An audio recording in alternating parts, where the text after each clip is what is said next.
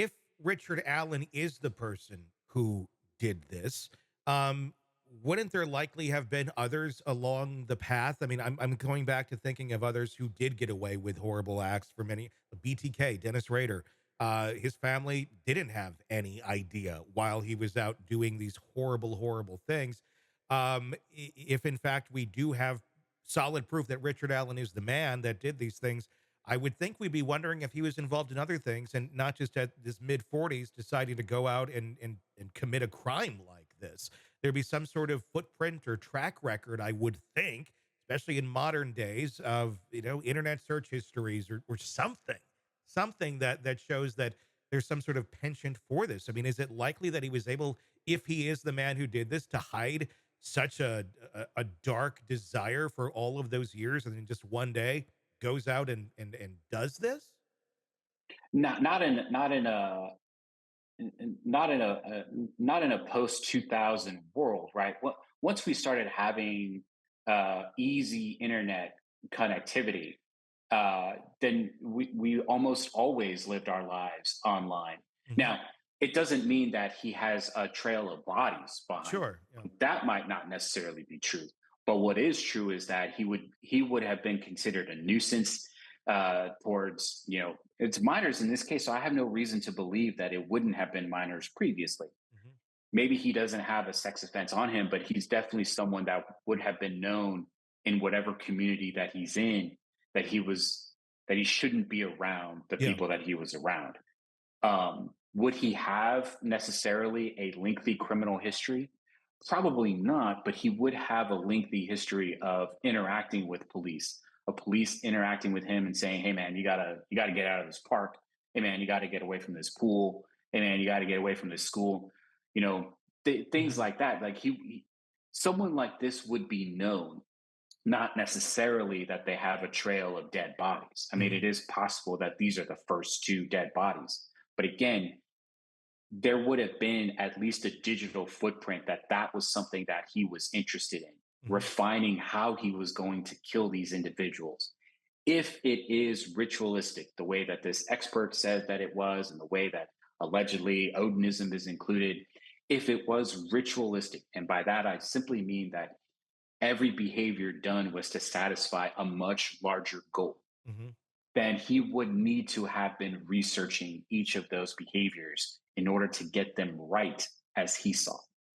And we don't have that here. I mean, another case that comes to mind where we see a bizarre pattern of behavior. Bryan Kohberger, obviously innocent till proven guilty. We're not to his trial yet, but you have had a lot of people that have come forward. We've seen his own writings and such that kind of point us in a direction of, oh, he had issues with women and control, and uh, that kind of add up to go, oh, it kind of makes sense that this guy went and did what he allegedly did.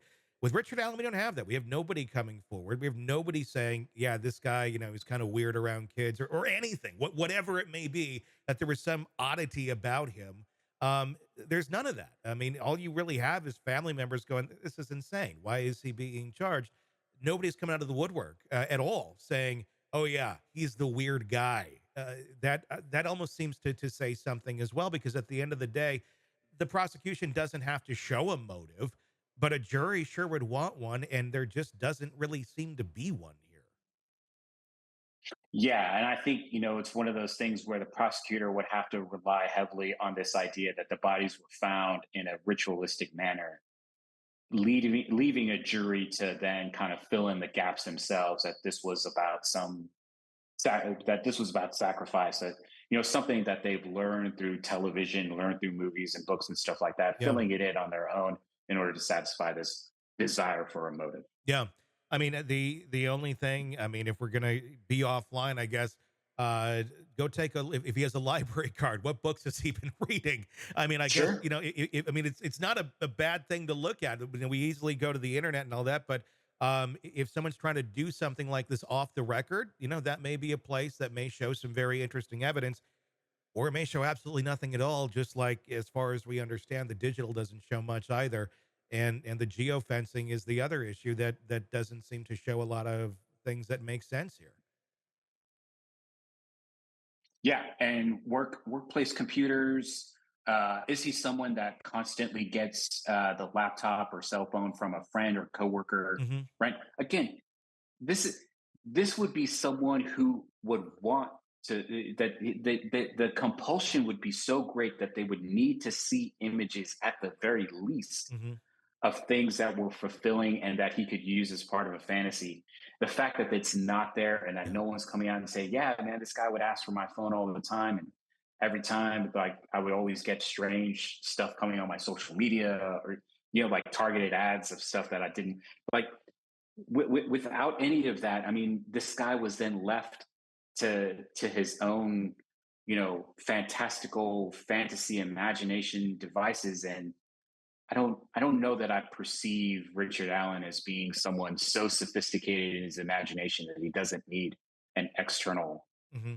prop Yeah. for his fantasies. I mean, I don't know the exact number, but I would say, in at least probably 90% or more of the cases we talk about, there is a digital footprint of some sort beyond just the geographic data that gives us some insight into the mind. I'd be shocked if there was nothing that is there. But again, we don't know. We don't know everything quite yet, and that's why there's going to be a trial.